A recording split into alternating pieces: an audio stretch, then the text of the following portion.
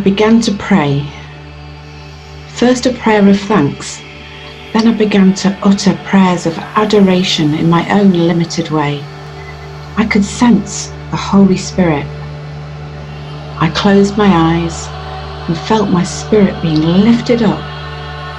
I opened my eyes, but I couldn't really see, but I could feel the richness of the atmosphere all around me, like the air was thick.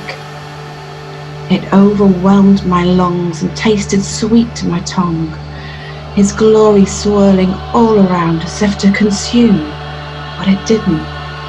Instead, it enriched and nourished everything it came into contact with, including me. Again, I was overwhelmed, and I realized where I was. I was in the throne room, the seat of God in the very powerhouse of the great King. As soon as I realized, I stood. I wanted to run, but I couldn't move. The combination of being awestruck and dumbstruck rendered me immobile. I wisely decided not to speak, although I'm not sure that I could have spoken even if I wanted to. I know that words are useless in this place, because this place is born of spirit, and spirit does not have words like humans. This place and its hosts live, breathe, and communicate by what I can only describe as movement. When the spirit moves, it shares itself, shares its knowing, shares its will, shares its desires, shares its worship. This is all expressed through fluid, swirling and meaningful motion. It's both visible and invisible, and very hard to describe in this feeble human language. The spirit of the great King comes to meet with mine, and we become united in a way that I have never known before.